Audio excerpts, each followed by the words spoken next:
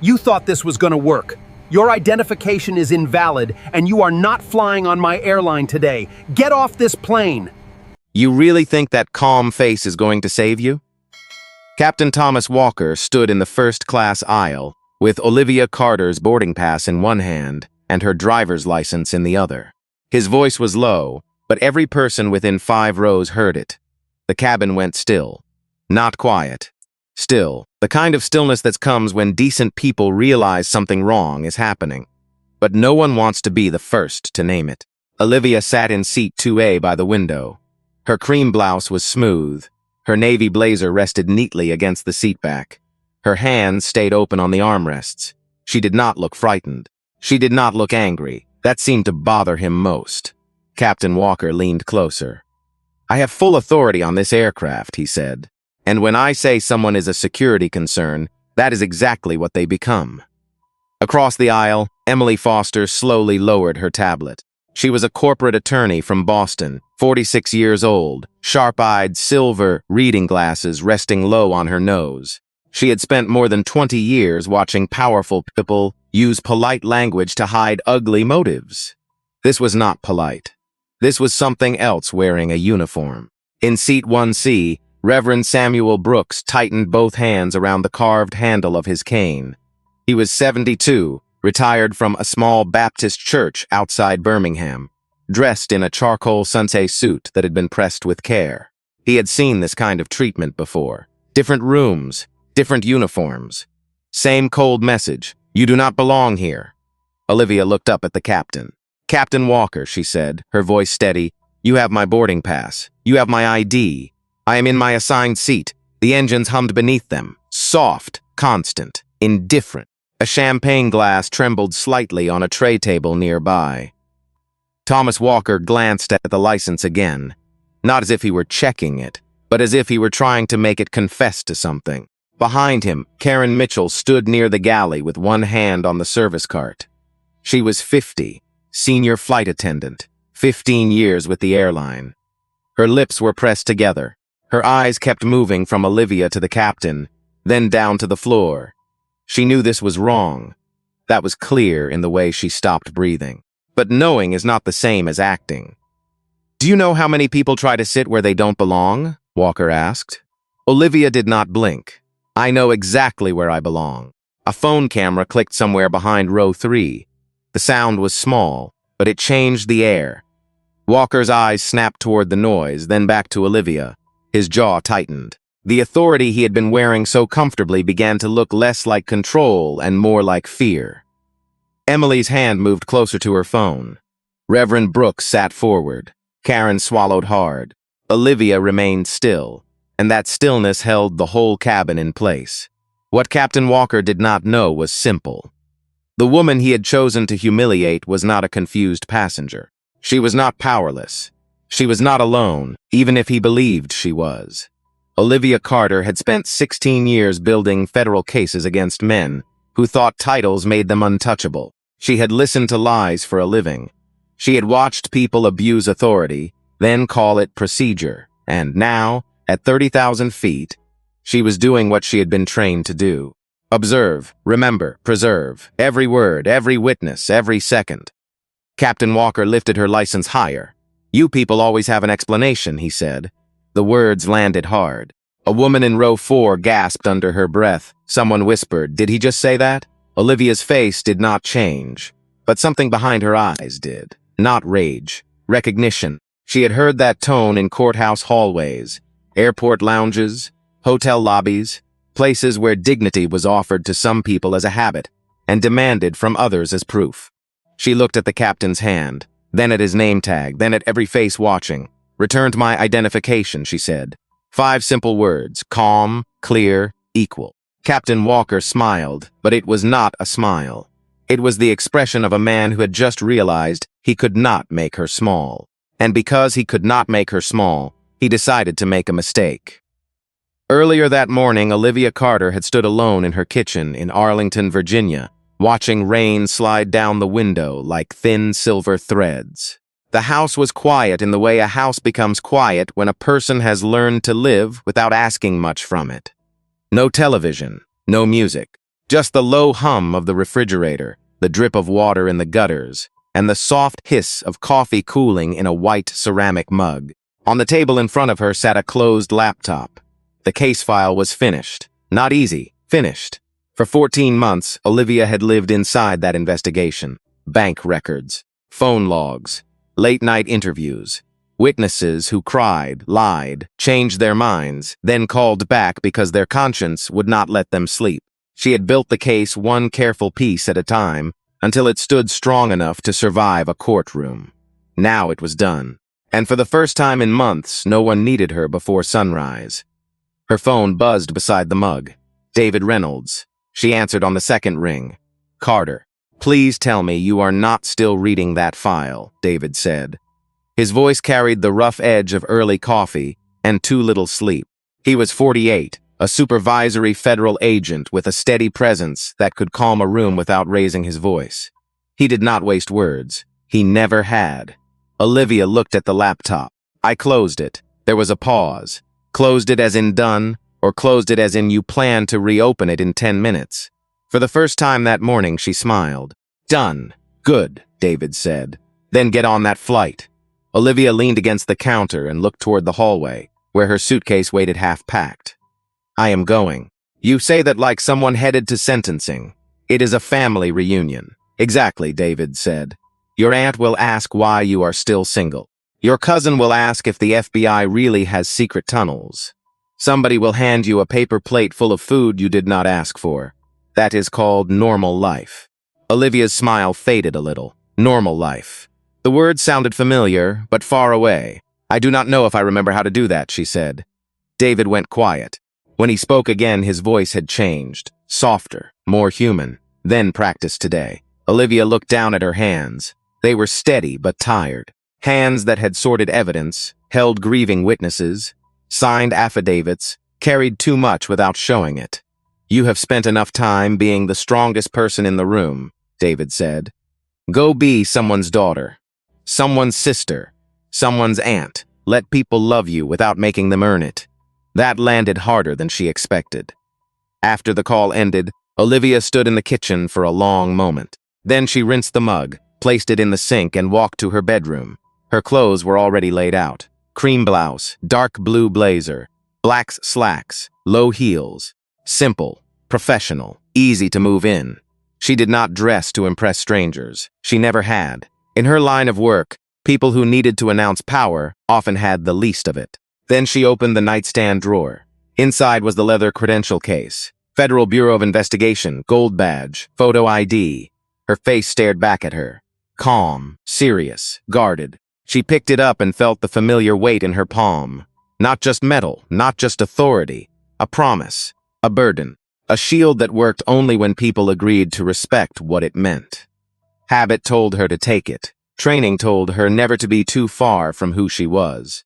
But this was not a raid, not testimony, not an arrest, not a hotel room where someone dangerous might be waiting behind a door. This was Atlanta. Folding chairs. Peach cobbler. Children running through grass while grown people argued over who made the best ribs. So Olivia placed the credential case back in the drawer. She took her personal wallet instead. Virginia driver's license, 2 credit cards, airline platinum card, nothing else. The drawer slid shut with a soft wooden click. Later, she would remember that sound. At Reagan National, the morning crowd moved in waves. Business travelers rolled black bags behind them. Grandparents carried gift bags. A young mother whispered promises to a sleepy little boy who kept rubbing his eyes. Olivia passed through security without incident. No one looked twice. She bought water, found gate B34, and sat with a paperback open in her lap. That was how she preferred it, unnoticed, unbothered, free for once from being measured by a badge. Across the gate area, Captain Thomas Walker walked past with his cap tucked beneath one arm. Silver hair, polished shoes, a uniform pressed so sharply it seemed to cut the air around him. He noticed Olivia, only for a second, but his eyes paused, not on her boarding group, not on her bag, on her face, on her stillness, on the quiet confidence he did not know how to read. Then he looked away. Olivia turned one page in her book. She had no idea that the man who had just judged her in silence would soon force her to remember every lesson her work had ever taught her. And Thomas Walker had no idea that the woman he had dismissed as ordinary had left her badge at home, but not her authority. Boarding began with the usual confusion of rolling bags, soft apologies, and people pretending not to rush while rushing anyway.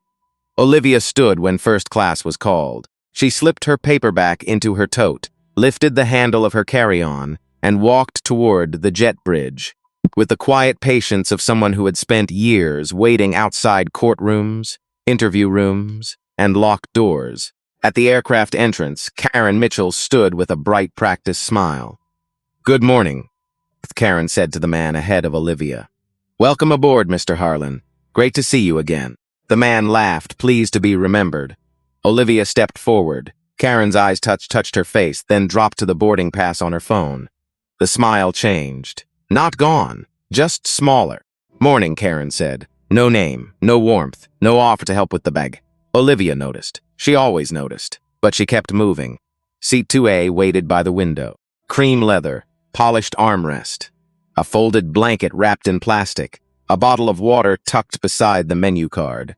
She placed her carry-on in the overhead bin and sat down. For a brief moment, she let herself breathe. Outside the oval window, the wing gleamed under pale morning light. A baggage cart rolled by. A ground worker in an orange vest waved to someone Olivia could not see.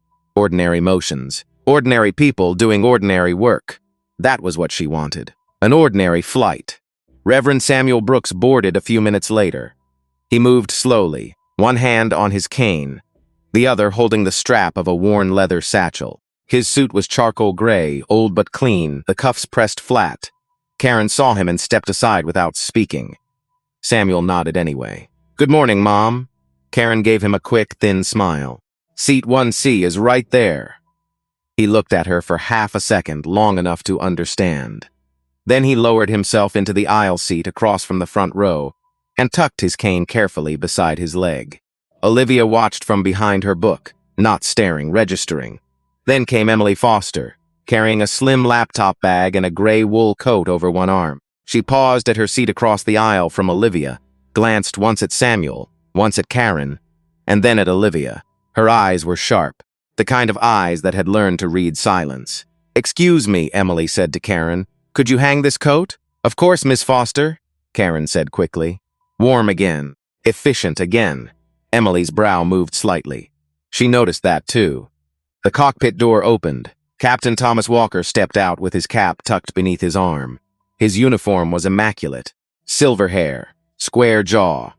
The calm confidence of a man used to people making room for him before he asked. He began his little tour of first class. "Good morning, sir," he said to the man in 1A, offering a firm handshake. "Looks like smooth weather into Atlanta." "Always good when the captain says that," the man replied. Walker smiled. He turned to a white couple in row 3. "Welcome back.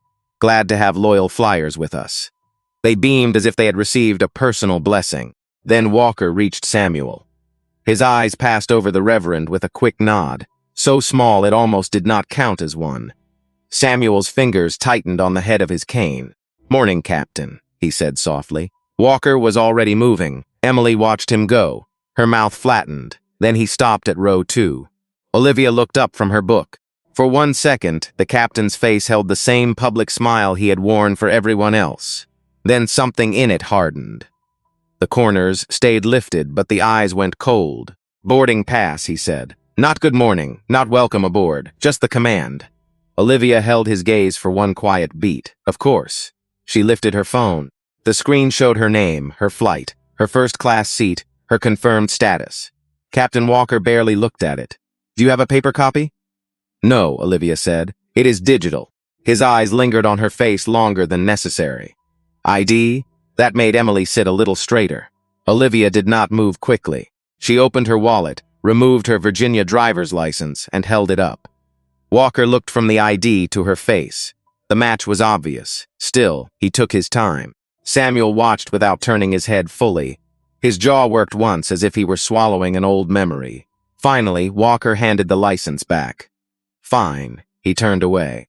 Olivia slid the card into her wallet. Her expression had not changed, but something inside her had shifted. The flight had not left the gate yet, and already the pattern had begun. At the front galley, Walker stepped close to Karen and lowered his voice. "The woman in 2A, he said. How did she board?" Karen glanced back. "She is confirmed," Karen's whispered. "Full fare first class. Platinum member. Checked in this morning." Walker said nothing. Karen added softer, "No issue in the system." He looked toward Olivia again. She had reopened her book, but she was not reading. "Keep an eye on her," he said. Karen's hand tightened around the tablet. "Is there a concern?" Walker turned his head slowly. The look was enough. Karen looked down. "Yes, Captain." Olivia turned a page. The paper made the smallest sound, and in that sound she understood something clearly. This was no longer a trip. It was becoming a record. The aircraft pushed back from the gate with a low mechanical groan, and Washington disappeared slowly beyond the window. Olivia kept her book open in her lap. She had read the same paragraph 4 times. Not because the words were difficult, because the cabin had changed. Before takeoff, first class had been filled with small comforts. The soft rustle of newspapers, the click of seatbelts, the low murmur of people settling into privilege they expected to receive without question. Now the air felt watched, not by cameras, by silence. The wheels left the runway, and the plane climbed through a pale layer of cloud. Sunlight broke across the cabin in clean white strips. A glass on a tray table rattled once. Someone behind Olivia cleared his throat, then stopped, as if even that sound felt too large. Karen Mitchell came out of the galley after the seatbelt sign went dark. She carried the service tray with both hands. Her smile returned when she reached row 1. "Mr. Harlan," she said brightly, "champagne this morning?" The man in 1A laughed. "Little early, isn't it?" "Never too early in first class," Karen said. She placed the flute on his tray with care. Then came a hot towel, then warm nuts in a small ceramic dish. The service was smooth, polished, almost tender. Across the aisle, Reverend Samuel Brooks watched without moving. His hands rested on his cane. His face gave nothing away, but his eyes had gone far away for a moment. Back to lunch counters. Back to church basements. Back to years when dignity had to be carried quietly, because the world kept trying to take it out of your hands. Karen turned toward him. There was a pause. Not long. Long enough. "Would you like something to drink?" she asked. Samuel looked at the tray. Champagne towels, warm dishes. "Water will be fine," he said. Karen picked up a small plastic bottle and placed it on his tray table. No glass, no napkin, no towel. "Thank you," Samuel said anyway. That thank you made Karen's mouth tighten. It carried no accusation, and that somehow made it heavier. Olivia saw everything from the corner of her eye.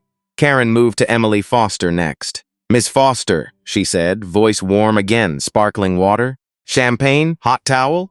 Emily leaned back and looked at her for a long second. "I'll take sparkling water," she said. "And I believe Reverend Brooks was not offered the same service as the gentleman across from him." Karen froze. "Excuse me?" Emily's tone stayed calm. That made it sharper. "You offered champagne, a hot towel, and a snack to one passenger. You offered him a bottle of water and moved on." The man in 1A looked down at his drink. Samuel shifted uncomfortably. He had not asked Emily to speak. Part of him was grateful. Part of him was tired of becoming the evidence in someone else's lesson. Karen forced a small laugh. "We are still in service, Mom." "Good," Emily said. "Then there is time to correct it." The cabin sharpened. Karen looked toward the cockpit door. Just a glance. But Olivia saw it. So did Emily. So did Samuel. Karen nodded once. "I'll circle back." She did not. Instead, she served the couple in row 3 with bright attention. She laughed at their jokes. She offered refills before they asked. She placed folded napkins beside their drinks, as if each small gesture mattered. Then she passed Olivia. The cart rolled by with a soft, rubber whisper. No greeting, no question, no water, no towel, nothing. Olivia did not press the call button. She did not turn her head. She simply looked at her watch. 5 minutes. 8. 12. Every other passenger in first class had something on their tray table. Olivia had only the book she was no longer reading. Near the galley, Karen stood with her back turned, rearranging glasses that were already arranged. Her shoulders were tense. Her face had lost color beneath her makeup. She told herself she was busy. She told herself the order of service meant nothing. She told herself the captain had reasons she did not know. But her hands shook when she reached for another bottle. In the cockpit, First Officer Michael Turner glanced at Captain Walker. "You all right?" Michael asked. Walker stared ahead at the white sky. "Just keeping order." Michael said nothing. He had flown with Thomas Walker before. He knew that tone. The tone of a man who had already decided who deserved patience and who deserved suspicion. Back in the cabin, Karen finally returned to Olivia with a single bottle of sparkling water. "What can I get you?" she asked, though the bottle was already in her hand. Olivia looked at it. "Sparkling water is fine." Karen set it down too quickly. The bottle rocked once on the tray table, then settled. No glass, no napkin, no apology. Olivia touched the bottle with 2 fingers. Cold condensation wet her skin. "Thank you," she said. Karen looked at her face, searching for anger. She found none. Only patience, controlled, measured, uncomfortable. Emily watched from across the aisle, her phone resting beside her laptop now, screen dark but ready. Samuel looked out the window, his jaw set, his eyes wet but steady. And Olivia, still calm in seat 2A, understood the shape of what was happening. The first insult had been spoken. The second had been served. The third would come dressed as policy. Olivia had learned long ago that cruelty rarely arrives all at once. It tests the room first. A cold look, a delayed greeting, a bottle of water placed without care, a silence that asks everyone watching to pretend they did not see what they saw. She sat with the untouched sparkling water on her tray table and listened to the cabin breathe. Ice clicked in a glass behind her, a newspaper folded in row 3. Somewhere in the back, a child laughed and was quickly hushed. The engines carried a steady vibration through the floor, deep and even, like the pulse of something too large to care about human fear. Emily Foster closed her laptop. She had tried to work. A contract review was open on the screen, full of careful language that protected corporations from the consequences of human choices. She stared at the words for a while, then shut the lid with a soft click. "Enough." She leaned slightly across the aisle. "Miss Carter," she said. Olivia turned her head. Emily kept her voice low. "Are you all right?" It was a simple question. Late, maybe, but not empty. Olivia looked at her for 1 second, measuring the difference between curiosity and concern. "I'm fine." Emily gave a small nod. Neither woman believed the answer. "I saw what happened before takeoff," Emily said, "and I saw the service difference. If you need a witness, I will give a statement." Olivia's fingers rested on the edge of her book. "Thank you," she said. Only 2 words. But Emily heard the weight inside them. Olivia was not asking to be rescued. She was preserving truth, and there is a quiet dignity in that. A kind of strength many people miss because it does not make noise. Across the aisle, Reverend Samuel Brooks turned his cane slowly between his palms. "My late wife used to say," he murmured, "people show their raising when they think no one important is watching." Olivia's face softened for the first time that morning. "She sounds wise." "She was," Samuel said, "and she would have told me to speak sooner." His eyes lowered. There it was. Shame. Not loud, not dramatic. The private kind. The kind that settles on good people when they realize fear has borrowed their voice. Olivia did not punish him with her silence. "Sometimes people need a moment to understand what they are seeing," she said. Samuel looked toward the cockpit door. "No," he said quietly. "Sometimes we understand right away. We just get tired." The sentence stayed in the air. Near the galley, Karen heard enough to know it was about her. She stacked napkins that did not need stacking. One pile, then another. Her cheeks burned. She wanted to tell herself she was only following the captain's lead. She wanted that to be enough. But deep down, she knew better. Then the cockpit door opened. The sound was small, but every head in first class seemed to feel it. Captain Thomas Walker stepped out. No cap, no smile, no polite greeting this time. His face was flat and controlled, the face of a man who had already decided the story and was now looking for facts to support it. Karen straightened. Emily's hand moved toward her phone.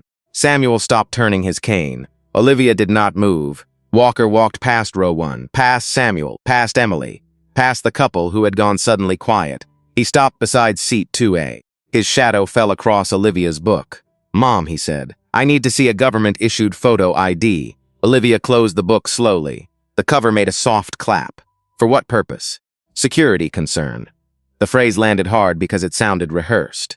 Olivia looked down the aisle. Champagne glasses, warm towels, folded napkins. White faces watching. Karen staring at the floor. "You have not asked anyone else in this cabin for identification," Olivia said. "I am asking you." The words were short, final, meant to end the conversation. Instead, they sharpened it. Olivia's pulse stayed even. She could feel it in her wrist. One beat, another, another. "Captain Walker," she said, "I showed my boarding pass at the gate. I showed it again before takeoff. Your crew confirmed my seat in the system. What specific security concern are you referring to?" Walker leaned closer. "Not much. Enough." Behind him, Karen's face tightened. In the cockpit doorway, First Officer Michael Turner looked through the gap and felt something cold move through his stomach. He had heard enough to know this was not procedure. It was something uglier, using procedure as a coat. Walker spoke quietly. "You people always know how to make a speech." Emily's phone rose from the armrest.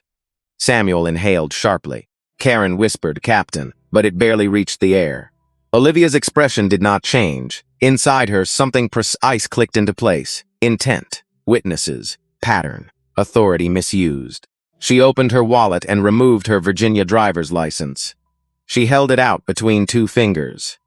Walker took it as if touching her name required caution. He studied the card.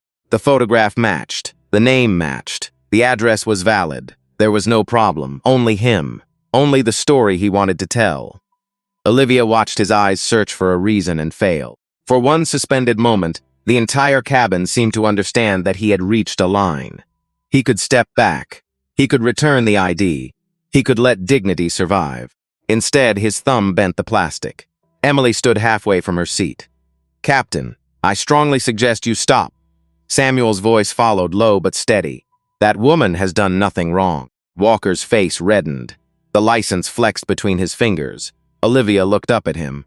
"Return my identification. Calm, clear, equal." And that was the moment Captain Thomas Walker decided her calm was the threat. The sound was small, a dry crack, plastic splitting under pressure. For 1 second, nobody moved. Captain Thomas Walker looked down at the driver's license in his hands as if even he had not expected his own fingers to go that far. The clean blue and white card was now bent open, nearly torn through the middle. Emily Foster stood fully now. "Captain," she said, her voice sharp, "do not damage that woman's identification." Walker's eyes cut toward her. "Sit down, Mom." "No." The word landed harder than a shout because Emily did not raise her voice. Her hand was around her phone now. The camera lens pointed low but steady. Walker's mouth tightened. "This does not concern you. It does if I am witnessing misconduct." Misconduct. The word changed the cabin. Not anger. Not accusation. A clean word. A professional word. A word that could enter a report and survive cross-examination. Reverend Samuel Brooks pushed himself up a little in his seat. One hand braced on his cane. "Captain, give her back what belongs to her." Walker turned on him. "Sir, I said stay out of this." Samuel's face did not harden. It saddened. That seemed worse. "I have stayed out of too much in my life," he said. "Not today."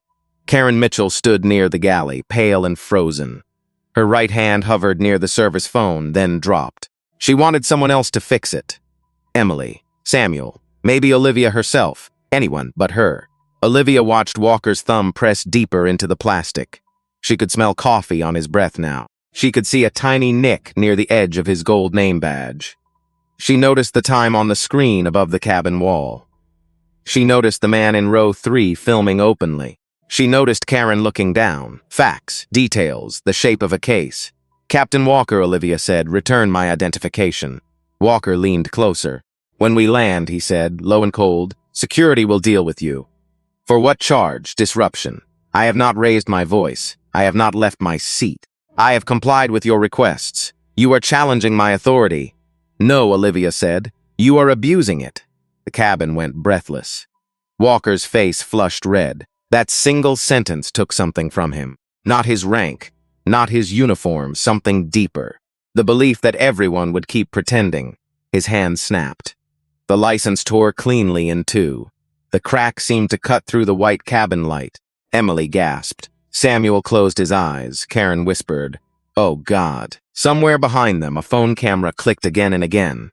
Walker held the two broken halves for a heartbeat. Then pride rushed over his shock like a door slamming shut. He dropped the pieces into Olivia's lap. "There," he said.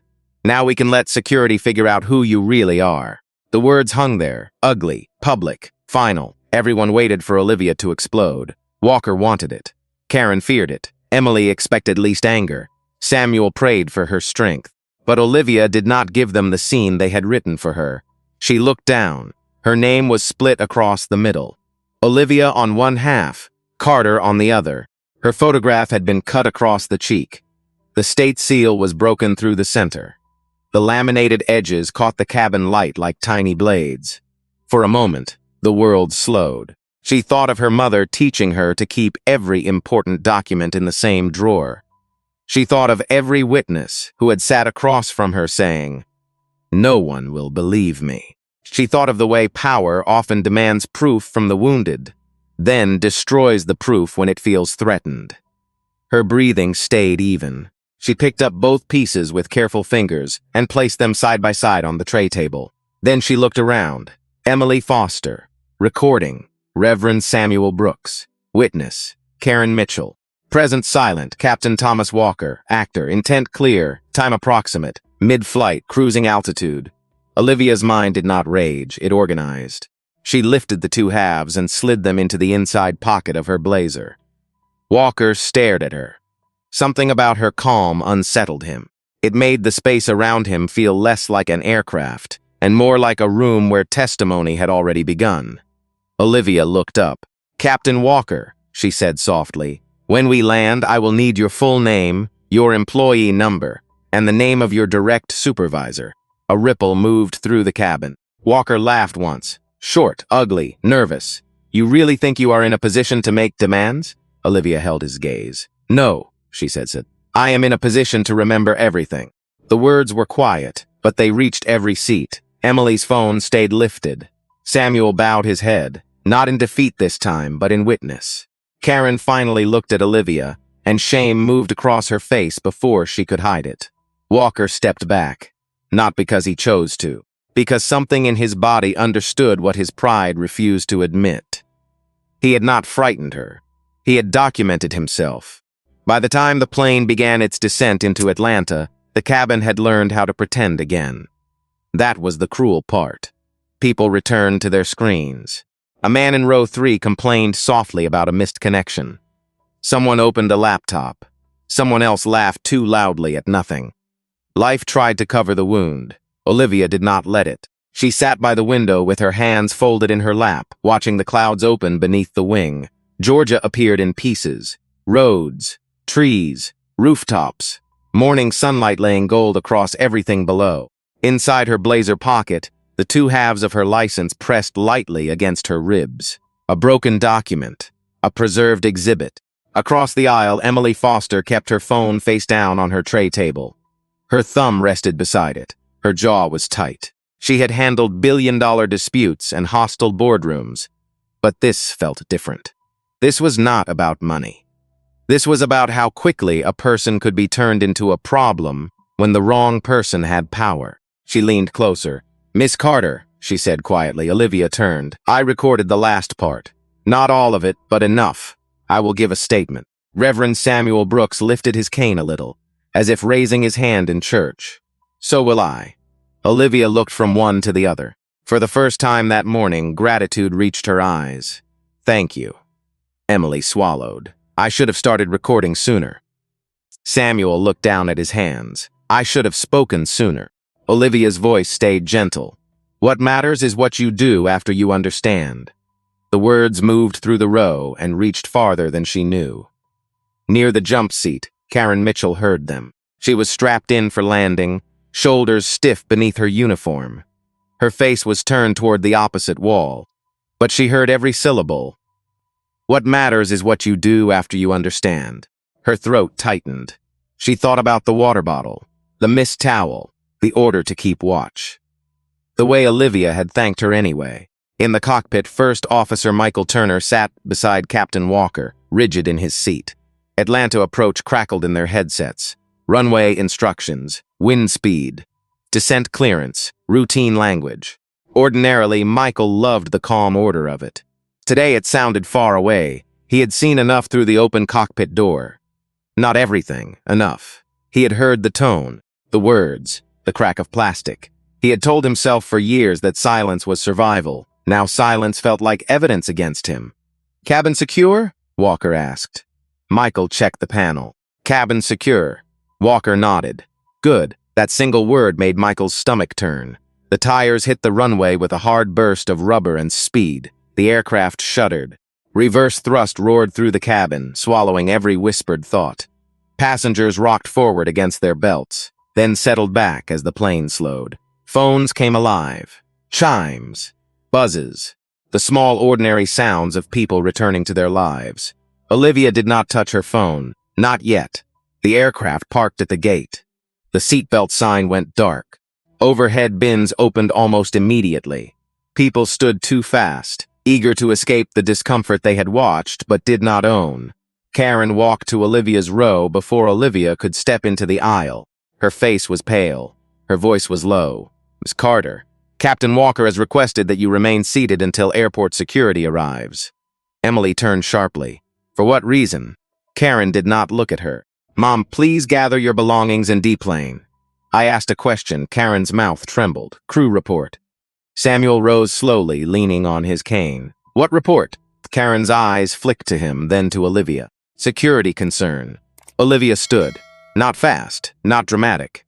She lifted her purse, removed her carry-on from the overhead bin, and faced Karen with a calm that made the aisle feel smaller.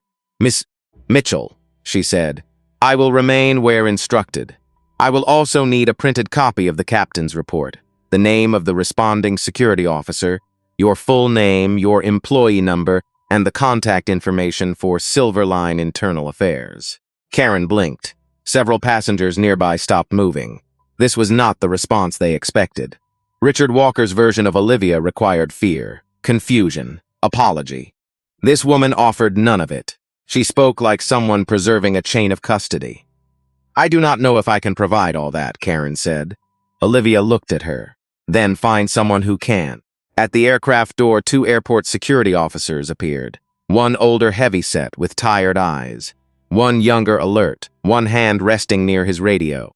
Captain Walker stood beside them in the doorway, his face arranged into solemn concern. He pointed once toward Olivia. The older officer approached. "Mom, we need you to come with us." Olivia nodded. "Am I being detained?" The officer paused. "We just need to verify some things. Then I am cooperating voluntarily," Olivia said, "and I would like that noted." Emily stepped into the aisle. "I am an attorney and a witness." Samuel lifted his hand. "I am a witness as well." Walker's jaw tightened near the cockpit door. For the first time, his story had company. Olivia walked off the plane between the officers, her posture straight, her face composed. The jet bridge was cold and gray, humming with fluorescent light. Behind her, passengers whispered. Ahead of her, the terminal opened wide. Only then did Olivia reach into her blazer pocket and touch the torn license. Then she took out her phone. One call. That was all it would take to change the size of the room. David Reynolds answered before the second ring finished. Olivia. He heard the airport before he heard her answer. Rolling suitcases, gate announcements. A child crying somewhere down the concourse. The hollow echo of a terminal built to move people quickly past one another. Then he heard her breathing. Slow, controlled, too controlled. "David," she said, "I need you to listen before you react." The line went quiet. That was the first sign he understood. David had supervised Olivia Carter for 7 years. He knew the difference between calm and containment. Calm had room in it. Containment had walls. "Go," he said. Olivia stood near a glass wall by gate C-18. 2 airport security officers waited a few feet away. Karen Mitchell hovered near the jet bridge entrance, arms folded tight across her chest, eyes fixed on the carpet. Captain Thomas Walker stood beside a Silverline Gate supervisor, speaking with quiet confidence, one hand moving in small official gestures, still performing. Olivia watched him while she spoke. Silverline flight from Reagan National to Atlanta. Seat 2A, Captain Thomas Walker. Senior flight attendant Karen Mitchell. During flight, Walker singled me out, demanded government ID without articulable cause, made racially charged statements, and destroyed my Virginia driver's license in front of multiple witnesses. David did not interrupt. She continued. He then requested airport security to meet the aircraft and reported me as a security concern. This time, David inhaled once. Only once. But Olivia heard the change in it. Are you safe? Yes. Are you injured? No. Do they know who you are? Olivia looked at Walker. He was nodding now, lips tight, explaining his version with the grave patience of a man accustomed to being believed first. No, she said. Not yet. David's voice dropped. Keep it that way for the moment. Do not argue. Do not disclose credentials unless necessary. Preserve everything. I have the torn ID. Good. Attorney witness in first class, Emily Foster. Passenger witness, Reverend Samuel Brooks. At least one partial recording, possibly more. That is my girl, David said softly. Then he corrected himself, his voice turning official. I am contacting the Atlanta Field Office Duty Supervisor and Bureau Counsel. You ask for names, badge numbers, incident reports, crew identifiers, and preservation of all records. Do not sign anything without counsel. I know you know, David said. I am saying it because I am angry. Olivia looked down. For the first time since the license tour, something in her throat tightened. Not fear, recognition. Someone who knew her strength also understood the insult. The older security officer approached. His badge read Coleman. His face had softened since the jet bridge. Maybe it was Olivia's questions. Maybe it was Emily standing nearby with her phone and attorney voice ready. Maybe it was the way Walker's story sounded too polished. Mom, Officer Coleman said, we need to verify your identity since there appears to be an issue with your license. Olivia held the phone at her side but kept David on the line. My license was intact when I handed it to Captain Walker, she said. He tore it in half. Coleman blinked. The younger officer looked toward Walker. Karen's face went pale. Walker turned quickly. That is not accurate, he said. Too fast, too sharp. The passenger became confrontational. The document was damaged during the exchange. Emily Foster stepped forward at once. That is false, she said. I recorded the aftermath. I also heard the crack when he tore it. She was seated. She was calm. Reverend Samuel Brooks moved beside her, slow but steady. I saw enough to know that lady did not damage her own license. The terminal noise seemed to pull back. Officer Coleman looked from Olivia to Walker. Captain, did you physically handle the identification? Walker's jaw shifted. I inspected it. Did it tear while in your possession? Walker did not answer right away, and in that pause his story began to bleed. Olivia lifted the phone slightly. Officer Coleman, she said, my supervisory special agent is on the line. I am Special Agent Olivia Carter with the Federal Bureau of Investigation. My credentials are not on my person because I was traveling personally. Bureau Counsel is being notified now. The words landed cleanly. No drama, no flourish, just fact. Karen's hand flew to her mouth. The younger security officer straightened. Emily closed her eyes for 1 second, as if the missing piece had finally clicked into place. Samuel whispered, Lord have mercy. Walker stared at Olivia. For the first time that morning, he truly saw her. Not as a passenger he could isolate. Not as a woman he could diminish. Not as a body in a seat he believed had no right to be there. He saw the machinery behind her silence.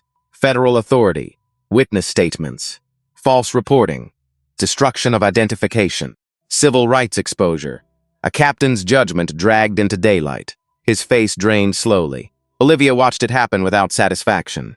Justice, real justice, was not a thrill, it was gravity. It pulled everything down to the level of truth. Officer Coleman cleared his throat. Special Agent Carter, he said carefully, we are going to relocate this conversation to a private office. Olivia nodded. I will cooperate. I am also requesting that Silverline preserve all flight records, crew reports, onboard communications, service logs, gate scan records, and any available cabin footage. David's voice came through the phone, sharp enough for her to feel. Tell them the Bureau will send a preservation letter. Olivia repeated it. Walker looked toward the jet bridge as if escape might still be possible. But the plane was empty now. The passengers were gone. The sky was behind him. And the woman he thought he had broken was standing in front of him, with two halves of a license, witnesses at her side, and a memory sharp enough to end everything he had built. The private office behind gate C18 smelled like burnt coffee, printer toner, and old carpet. Olivia sat at the end of a narrow conference table, with her hands folded in front of her. The two halves of her driver's license lay inside a clear plastic evidence. Sleeve Officer Coleman had found in a supply drawer. The broken card looked smaller now, almost ordinary. But everyone in that room understood it had become something larger than identification. It had become proof. Captain Thomas Walker sat across from her. His uniform still looked perfect. His stripes still caught the fluorescent light. But the man inside the uniform had changed. His shoulders had dropped. His hands were clasped too tightly on the table, the knuckles pale. Karen Mitchell sat 2 chairs away from him, silent and rigid. She had given her full name, her employee number, her version of the cabin service. Each answer had come out smaller than the last. Emily Foster stood near the wall, phone in hand, forwarding the recording to Olivia and to the responding supervisor. She had shifted fully into attorney mode now. Calm, precise, impossible to intimidate. Reverend Samuel Brooks sat beside her with both hands on his cane. His face was solemn, his eyes tired but clear.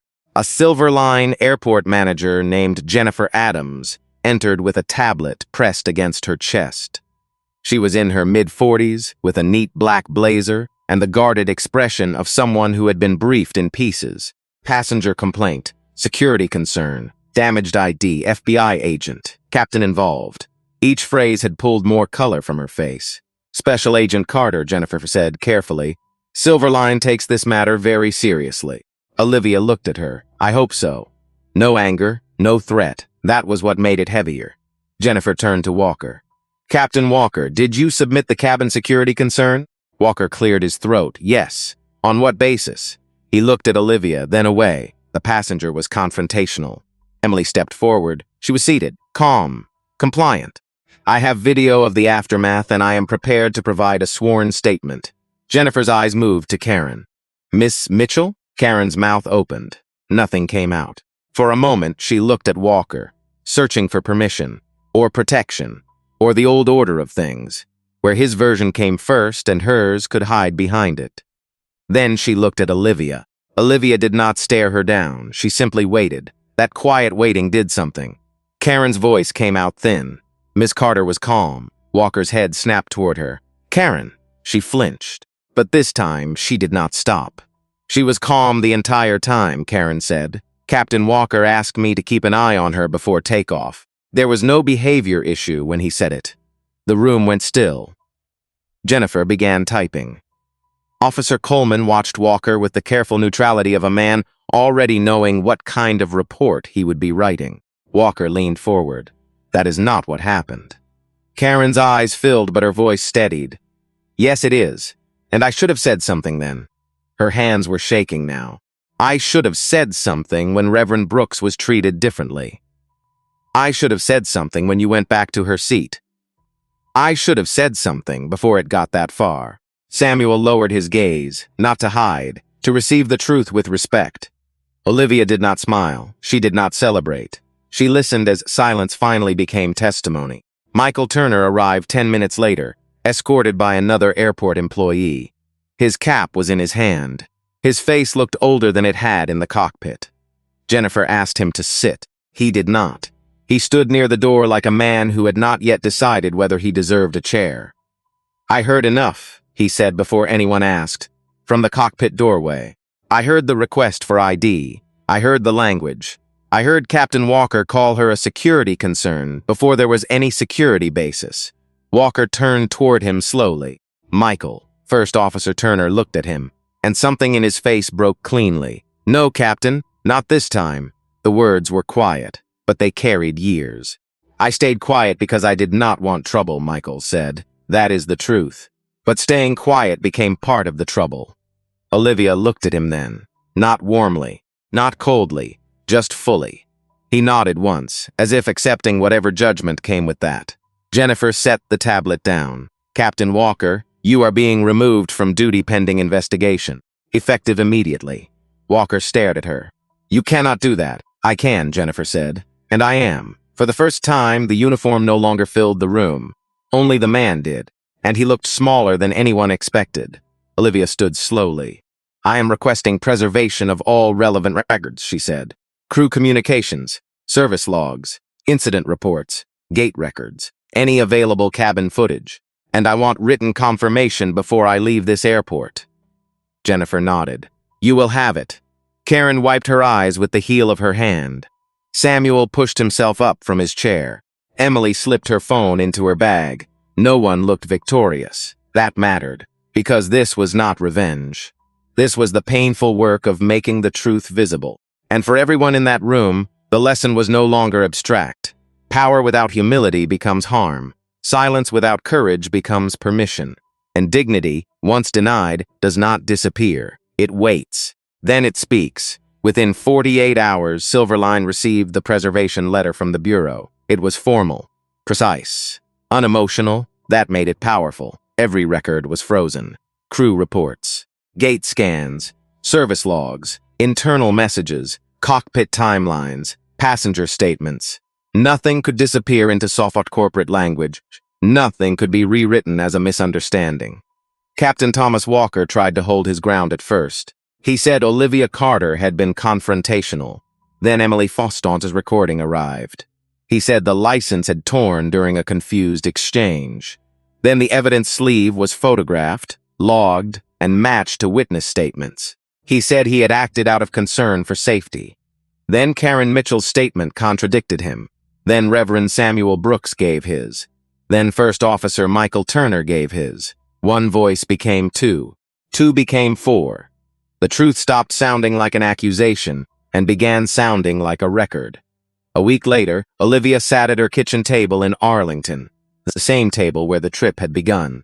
Rain tapped against the window again. The house was quiet. Her FBI credential case sat across the room in the nightstand drawer, untouched. Her phone buzzed. David Reynolds. You should read your email, he said. Olivia opened the message from Silverline's legal department. The subject line was plain. Final investigation findings. She read slowly. Captain Thomas Walker had abused his authority. He had targeted a passenger without legitimate cause. He had filed a misleading security report. He had destroyed government identification in his possession. His employment was terminated after 22 years. Olivia did not smile. She kept reading. Karen Mitchell was suspended without pay. She would be required to complete civil rights training, bias response training, and bystander intervention training before returning to flight duty. A note would remain in her personnel file. Failure to intervene allowed misconduct to escalate. Olivia sat back. That sentence stayed with her. Not because it was harsh, because it was true. David stayed quiet on the phone. Finally, he asked, "How do you feel?" Olivia looked at the evidence bag on the table. Inside were the two halves of her license. Olivia on one side, Carter on the other. Her face cut at the cheek. "I do not know yet," she said. "That is fair. I thought it would feel cleaner. It rarely does." She closed her eyes for a moment. In her work, people often imagine justice as a door slamming shut, a verdict, a firing, a signature at the bottom of a page. But justice was slower than that. It was a record that could not be denied. It was a witness choosing courage after silence. It was a frightened employee telling the truth. It was an old man refusing, at last, to stay seated. It was a woman keeping her voice steady when the world tried to make her pain look like a threat. Olivia ended the call and sat alone for a while. Then her sister texted. A photo filled the screen. Family in a backyard in Atlanta. Folding chairs, paper plates. Aunties laughing. Children running through the grass. Someone had saved her a plate covered with foil, her name written across the top in black marker. Olivia laughed softly. Then she cried, not hard, not loudly, just enough to let the body release what dignity had been forced to carry. She placed the phone beside the evidence bag. The license was still broken. Some things do not become whole because someone gets punished. But the truth had entered the record. And sometimes, in a world that asks wounded people to prove the wound, the record matters. High above the country, planes kept crossing the sky. People boarded with medicine, grief, business plans, family recipes, worries they could not explain, and stories no stranger could read from a face. Some wore suits, some wore hoodies, some carried canes, some carried badges no one could see, and every one of them deserved dignity before anyone demanded proof that they belonged. If this story stayed with you, share it with someone who still believes respect should never depend on a seat, a uniform, or a first impression. And if you believe every passenger deserves to be seen as a human being first, leave these words in the comments. Respect every passenger.